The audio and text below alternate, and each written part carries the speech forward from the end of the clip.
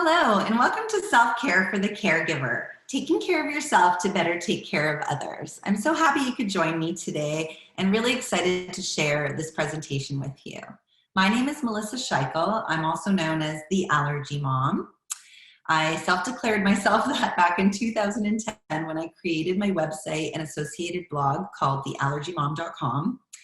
And I did that because allergies have been a huge part of my life. More so since I became a mom. So I had dealt with allergies growing up. I had food allergies as an infant. My mom has anaphylactic allergies to bees, so we dealt with life-threatening allergies and anaphylaxis with her. And then a lot of seasonal allergies, environmental allergies growing up. And then I had my own children, and with my firstborn, my son, Andrew, he had dog allergies, dust mites, a lot of environmental stuff going on. So he had difficulty breathing. He was actually diagnosed with allergies at 4 months of age, which is quite young. And we had to really make a lot of lifestyle changes and learn a lot about indoor air quality and what to do to manage those allergies for him as an infant. And then my daughter came along and she just put it to a whole other level with anaphylactic food allergies. She was diagnosed quite young, and she had a very severe reaction just before her 3rd birthday where she was in acute resuscitation, and definitely one of the most frightening days of my life. And so that was really what thrust me into the world of being an allergy mom. If you are interested in hearing more about those stories and our experiences in those early days, I invite you to check out my website. And that's why it was created, really, was to share what I was learning throughout my journey from newly diagnosed to going through different ages and stages. I wanted to share that with other moms. I remember feeling very isolated and alone and overwhelmed when, going through these different incidents with my kids.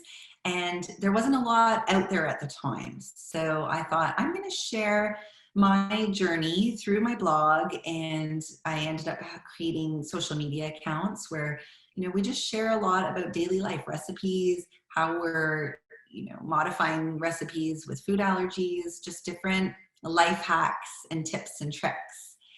And I also recently started a podcast. So that's been amazing. It's something I've wanted to do for a long time, and I really encourage you to check that out.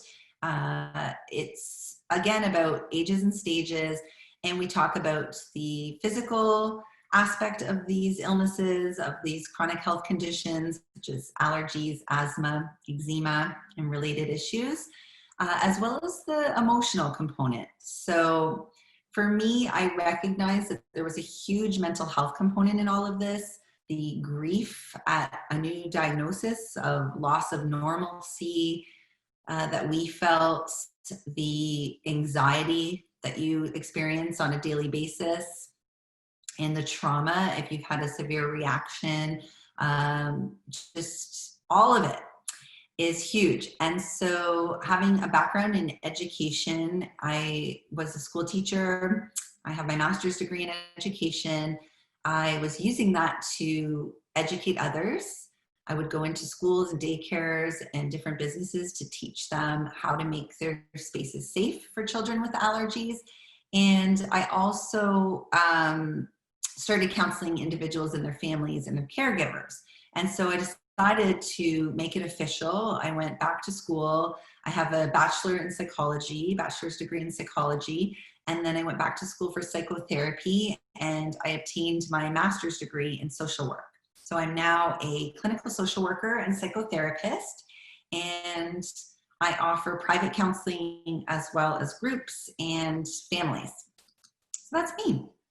You're here because you are a caregiver, meaning you are a parent or somebody who works with children or individuals with health issues such as allergies, asthma, and related. So that has an impact on your health, and I call it the burden of care. I remember a therapist kind of scolding me for using the term burden, but it's in the literature, it's in the evidence-based research that there really is a burden that is placed on someone when they are responsible for caring for someone with chronic or terminal illness. And that burden has an effect on your health and well-being. And that is twofold. So first of all, your health can be negatively impacted by being a caregiver for someone else. And your health being affected will affect how well you are able to care for them, which in turn affects their health status. So, you know, as a parent, you want the best for your child. As a caregiver, you want to be the best that you can be to support your loved one. And so, you know, this is important that you take care of yourself so you can be the best that you can be for them. And we've all heard the analogy of putting on your oxygen mask first. You know, you're in an airplane. It's that same idea. You want to take care of you so you can take care of others. And there's a picture of my daughter when she was having an allergic reaction. Very stressful. So a day in the life, and what does that entail? You know already as a parent, or you know in your life, you're wearing a multitude of hats. Some of the roles that I've taken on as part of being an allergy mom have included security guard, detective, hazardous materials handler, researcher, educator, advocate, therapist, enforcer. I'm the one who, you know, has to lay down the law sometimes and say, no, you know, you can't eat that. It's too risky. If we take that risk, these are the implications of what that could mean, and we don't want to go there. So I call it the buzzkill. Sometimes I have to ruin the fun by saying no, and that's not a fun role to be in. And personal chef. There are things I've made that I would have never imagined making because Kate really wanted to try them and needing to have a safe version. So these roles are not part-time either. They're 24/7. So, you know, take a moment to think of some of the roles that you have taken on as an allergy mom or dad. The picture that I share here is a picture of my daughter, Kate. She's currently doing a treatment program for her anaphylactic allergies in California, which requires us to travel from Canada to the US to California every 6 to 8 weeks. And the last trip that we did was back in June during the global pandemic. So, you know, add that to the list of roles I never imagined taking on. I'm a world traveler, international traveler in a global pandemic. Crazy. So some of the signs of caregiver stress can be really caught early on if you are able to tune in and listen to your body. So one of the things that I love to do on a regular basis is called a body scan. And it's just really taking the time to check in with your body and breath and to create kind of a baseline.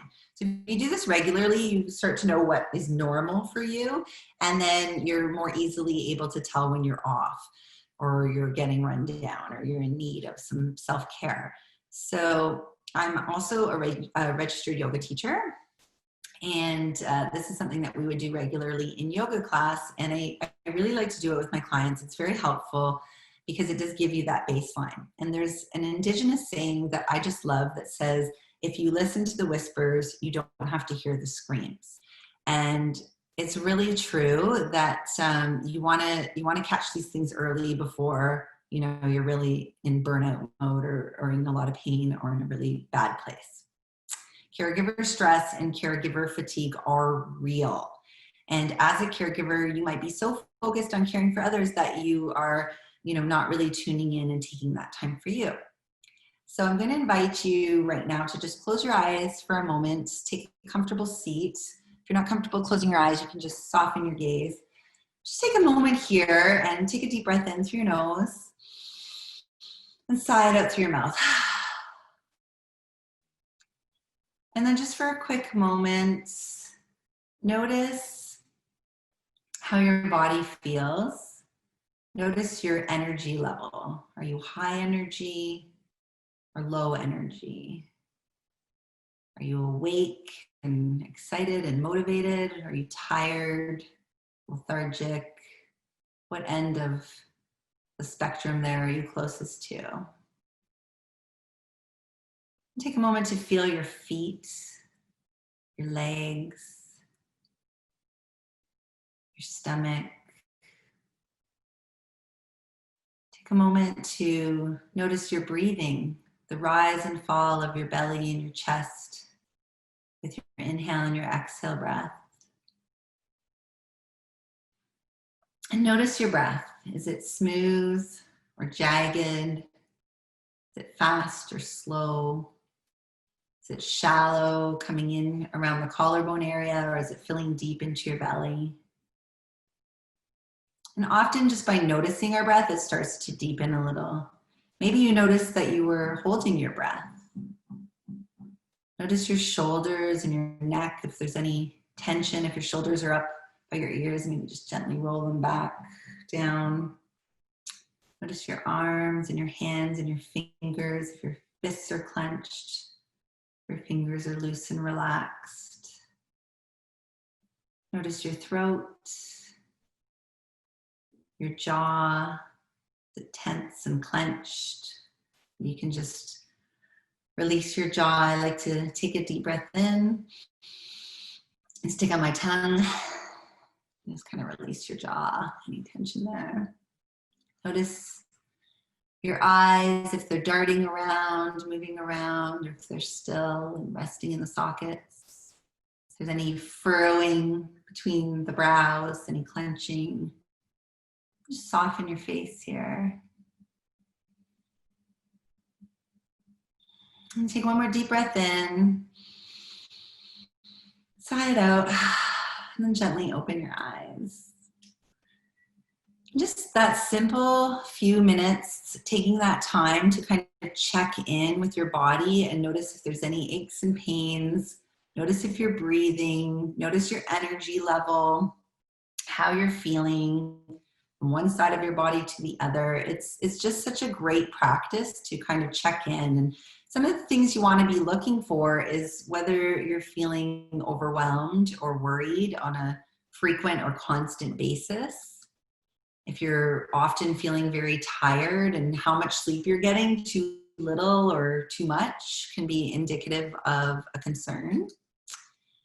Notice if you've been gaining or losing weight. When we're stressed, we can go either way there. We might be stress eating, or we might be losing weight because we're not eating enough.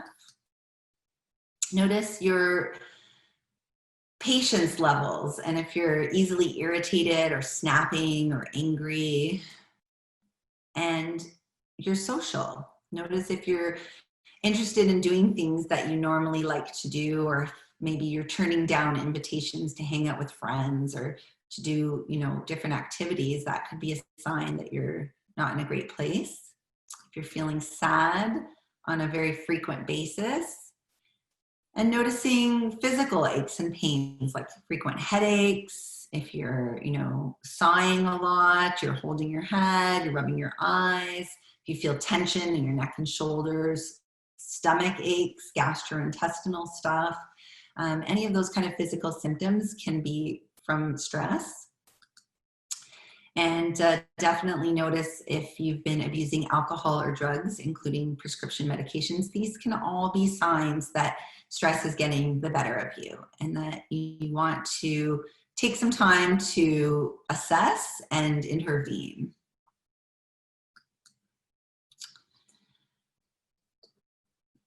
So why not is the title of the slide. I think my thumbnail is blocking it there, but if we know that taking care of ourselves is good for us, which I think we do, why aren't we doing it? And I think the problem is that we often relegate our needs and our health to the back burner. So I loved this quote here in this image by Didinsky: be there for others, but never leave yourself behind.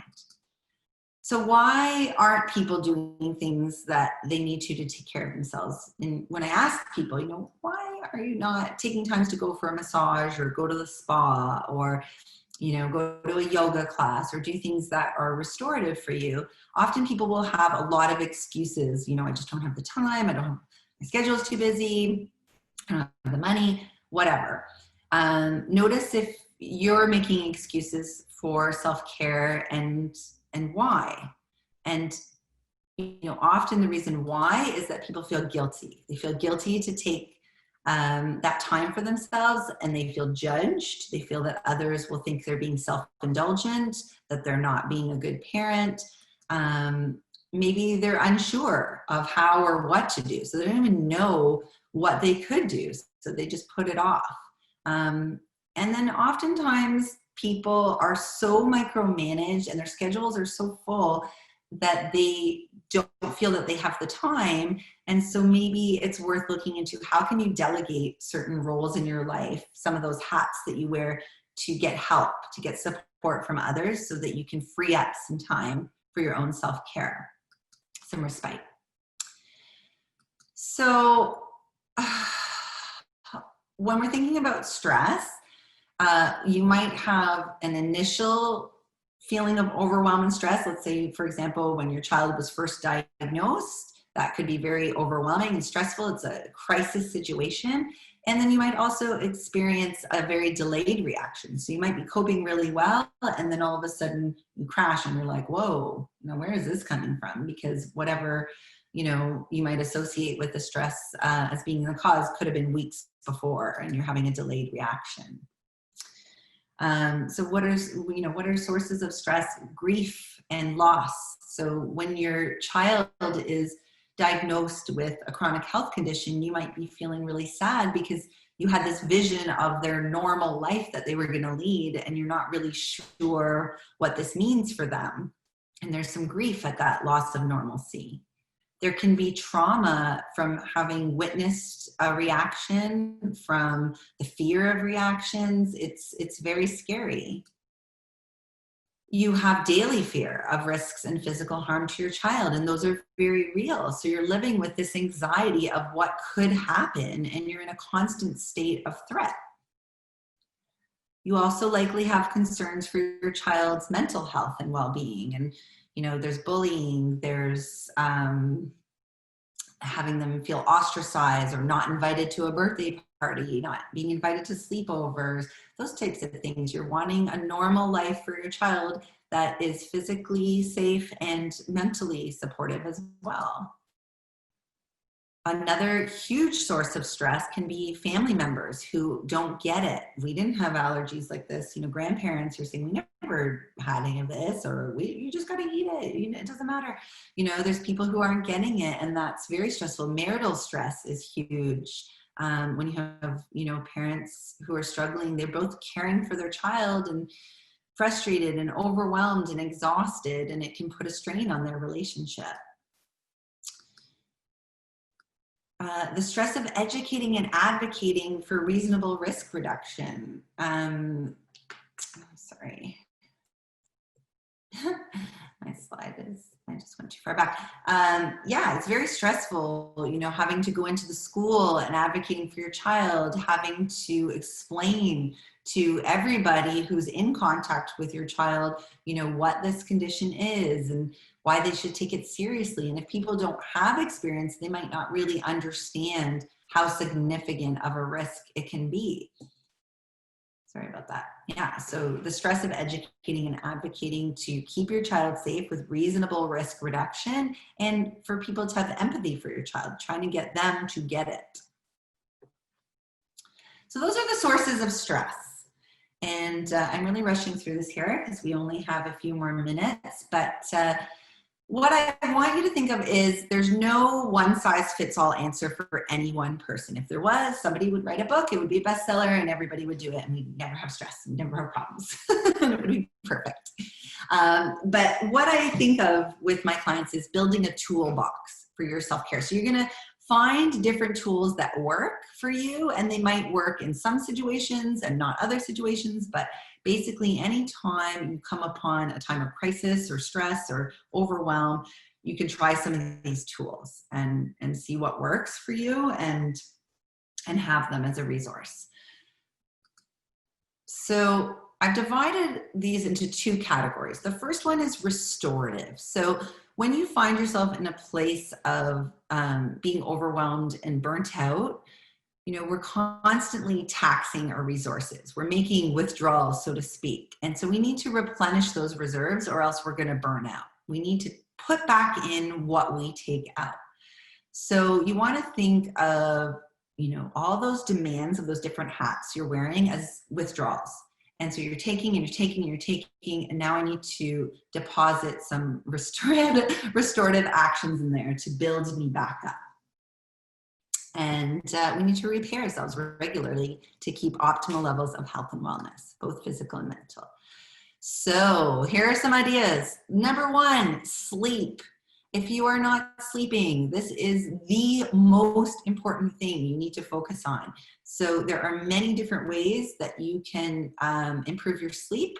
I encourage you to reach out to me if this is an issue for you, and I'm happy to, I can give you so much information on sleep, but making sleep a priority is really important. So speak to your doctor, speak to someone. You're welcome to reach out to me about what are great ways to get more sleep if you're not getting it. It's when we do all of our healing and really restore our bodies. So it's the most important thing of anything. Breathing is the second most important thing. Sleeping and breathing. So, if you found that you were holding your breath, you're not breathing, highly recommend breathing. And so that kind of plays into mindfulness. We're going to be mindful of, am I breathing? Am I taking care of myself? Am I checking in with my body? And when I feel muscle tension, am I doing things that can support that, like going for a massage, taking a bath? Mindfulness practices are huge. They are not just yoga kind of woo-woo out there things. This is evidence-based research that supports the benefits of both mindfulness and meditation as restorative practices. And, walking out in nature is huge. So it's been proven that looking at green things and green spaces in nature is healing to the body. And so you want to get outside, go for a walk in nature, check out to check back in, so to speak. I also love mindful self-care practices. So self-massage, or even, at night when I'm washing my face, just really taking time to tune in and feel your body and just be really caring and loving to yourself. Yoga is great, and I recommend yin or restorative yoga, which are very slow, deep stretching. Now, if you're a person who's in a very high anxious state and you're a person who's telling me, I hate yoga, which I hear all the time, it's because if you're going up here and then someone tells you to come down here, it's going to feel really painful. You're going to be like, my mind is racing. That's not comfortable. We have to meet people where we are. So if you're someone who's really, operating up here, I'm going to ask you to do some kind of a cardio or some kind of a workout that's quite vigorous, and then tire yourself out till you can get down to that place where you can have a shavasana, have a rest, and restore your body. What else? So again, restorative being, we're trying to give yourself rest and restoration. So spa day is great, massage, self-massage, doing creative endeavors, listening to music is very restorative. Looking at art, creating art, painting. The picture on this slide is my daughter painted that actually. And we stopped doing that as adults. So, creating art without any intended audience. People will say as they get older, I suck at art. So they quit. But, if you've ever used one of those adult coloring books, they're very healing, and it's very quite nice choosing the colors. It feels very meditative and relaxing. So creative things are great for restorative practices. Play. So when I talk about play, Brene Brown talks about this too. It's not playing with your kids, which is part of work. Not that you don't enjoy it, but play means, when was the last time you did something that you were just completely in the moment, not thinking about anything else, just so much enjoying what you were doing? That's play. Play is the opposite of work. So play is when you're really just free and in the moment, you're not thinking about anything else, and it's just a purely recreational, happy, fun time. So finding play. Journaling is huge. So it's been proven scientifically that when you write in a journal, it takes you out of your emotional brain, your reactive, emotional, primitive brain, and puts you into more of your thinking brain. So when you're really stressed and overwhelmed, writing things out in a journal can be really helpful to kind of take it out of your head, put it on the paper, and just kind of let go of that a little bit. You have it there waiting for you when you're ready to tend to it, but it can just kind of take it off your mind and give you a little bit of space. Huge proponent of journaling. And then social time with supportive friends. So really important to have that time, have time with your peers in a social and enjoyable space. Time away, respite. We all need it. So, it can be really hard to find people that you feel safe to leave your children with if they have these life-threatening allergies. So just, really working to find someone who can give you that time away is so important. And finding your tribe. So I remember feeling very isolated. I didn't know any other allergy moms when my daughter was diagnosed with her anaphylactic food allergies. And nowadays, there are so many people online. There's groups. I have run support groups, both online and in person. You can find your tribe, and you can find people who are other allergy moms, dads, caregivers, who you can talk to who get it. And there's something just so powerfully healing and restorative in talking to someone who gets it, and that they get it. And you have that person who really just understands and validates what you're going through. And then again, delegate. I can't say it enough. And I wish I could go back to me back in 2010 and say, would you please, for the love of your health, delegate to other people and take some loads off of yourself so that you can rest and you can be restored and not do everything yourself. So restorative is the first thing. We want to restore and heal and get into our parasympathetic nervous system, which is our rest and restore state. And we also want to build resilience. So we want to empower ourselves to continue to meet life's challenges. And I love, again, another great quote. I have come to believe that caring for myself is not self-indulgent. Caring for myself is an act of survival. And I've always believed that what we model for our children is the most powerful lesson. And to model for your children the act of self-care is such a gift. I remember when my children were very young, my daughter crying at the window when I was leaving to go to yoga, and the guilt that I felt and the shame and, wondering if I was doing the right thing. And I would always tell her, Mommy loves you, and Mommy needs to do this to take care of her body and herself. Just like you go to swimming lessons and hockey and play your games and your sports and see your friends. Mummies need to do that too. We need exercise. We need things that help us to take care of our bodies and be healthy. So what a gift that is. So knowing and respecting your limits, and I'm talking about boundary setting here. So really getting clear on what your boundaries are and not being afraid to share those with others, what you're comfortable with, what you're not comfortable with. I always used to use the saying, thanks for understanding. So instead of saying, I'm Canadian, and people joke that Canadians say sorry a lot. So it's like, I'm really sorry, but I'm going to need you to put the peanut butter away, apologizing. And I came across this idea of, we're not going to apologize anymore, because when you apologize, it's like you're admitting that you're doing something wrong, or you're kind of putting it into that light. When you're asking someone to please put the peanut butter away or the allergen away that's a risk to your child, it's, hi, I see that you have peanut butter out. I've got my 2-year-old here who's really has a life-threatening anaphylactic allergy to that. And I would really appreciate, for her safety, if you could put that away. Would that be all right? Thank you for your understanding. I really appreciate your understanding. Love that.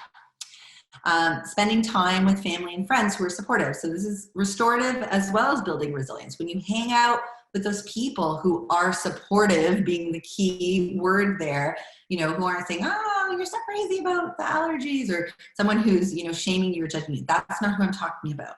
I'm not talking about critical friendships. I'm talking about people who make you feel stronger and empower you and listen to you and validate you. That's who you want to be surrounding yourself with. Movement is huge. So physical movement, whether it's walks, your favorite type of exercise, your favorite type of physical exercise, so important. It releases dopamine and endorphins into your body. It's very healthy, and it's going to keep you being strong and healthy to meet life's challenges. You need to get a life and maintain your life. So if you feel that, you know, this role, these roles, these hats that you're wearing have become all encompassing, you need to remember that you have to have your own life as well and maintain that. So that means keeping social engagements with people, doing activities that offer respite, those kinds of things. That's going to help you to be strong. Rest again. So you see there's a lot of overlap here between restorative and building resilience, but it's so important. And checking in to check out. So you're going to check in with your body and know when you need to take a time out and give yourself a timeout for self-care. Whether that's an active timeout, such as going to exercise, do things that make you stronger, and those could be active building or resting. Healthy eating is huge. Taking care of yourself, so making sure you're eating enough. If you've been overeating, then check, you know, what you're eating, the quality and the quantity of your food to keep yourself healthy. And it really is mind, body, and spirit. So checking in, you know, for that balanced approach to care. If one of these three things is off, you're going to have disease and discomfort in your body and your mind. So, you know, checking with your mind, and that could be seeing a therapist, getting emotional support through friends, just looking at your state. Are you overwhelmed? Are you stressed? Are you anxious? Checking in with your physical body, maintaining your physical health, and then spiritually, you know, what do you believe in? How are you handling, you know, difficult things? Do you have faith in and you know, spirituality that support you? And that doesn't have to be religion. It can be, you know, whatever. It can be nature. It can be whatever, you know, kind of gives you that spiritual component in your life. I'm a huge advocate for therapy, obviously. It's not something to be ashamed of, and there's no stigma to seeking therapy. It is something that will support you and your family members, and is definitely a safe place, you know, with someone who's outside of your circle. So it's someone who, you know, isn't directly linked, who's a professional, who knows how to support you with stressful things. And laugh, you know, just laughing is huge. I have a best friend, and some of the most horrible moments of our life, like we're just going through the worst time, and somehow we'll end up laughing. And it's just like, if I don't laugh, I'm going to cry kind of thing. But it's so helpful and so healing. So we're running out of time, but I'd like you to take a moment and commit to your self-care. So make a plan and follow through. I'd like you to list 5 ideas from this presentation that you could try. And I want you to schedule that and prioritize it. So, you know, really committing to trying different things. And if you try, you know, a yoga class and that's not your thing, then try something else. Like, don't give up just because you've tried 1 or 2 things that don't work. Find your things. Find the things that bring you joy, that you're excited about. Build that life for yourself of your passions and the things that restore and revive you. Remember my thanks for understanding tip. No apologies. You're setting boundaries and doing what's right for you and your family. The power of modeling, huge. Anticipate barriers. So what are the things that are going to stop you from committing to your self-care? What are the excuses that you're going to make? Who's going to be judging you or shaming you? Who's going to be criticizing you? Who's going to stop you? Whether it's yourself or others. What are the barriers? And maybe it's just not enough time. So then, you know, that's where you want to delegate. come up with the barriers and then come up with the antidote to those barriers and determine your why. So why am I doing this? This is what is the most important thing. You're not going to do it if you don't believe that it's that important. So, you know, you say, I have no time. I just have time to take care of myself. Well, if you know that it's a matter of your health and the health of your child, then you've got your why. I know I need to do this because I can't continue on this way. I'm going to get burnt out. I'm too overwhelmed. It's affecting my functioning. It's affecting my relationships. That's my why. And so I need to commit to this. And then when you can say that, you alleviate the guilt, right? Because you know why you're doing it. And if someone tries to shame you or say anything, you can say, well, this is why I'm doing it. And thanks for understanding. Love it. And remember, you know, as part of that why, who is benefiting from your self-care? It's not just you. This is not a selfish thing. Your family, your loved ones, the people around you are benefiting from you being the best that you can be because it helps them too. It's win-win. Wow, that was a fast 30 minutes. I just want to thank you so much for joining me today. If you're interested in discussing any of these things further, you can find me at my website, theallergymom.com, or choosinghealth.ca, which is my private practice website. And again, I just want to thank FAIR for including me as part of your Living Teal Global Summit. It was an honor and really excited to hear the other speakers. Thank you, everyone, and please take care.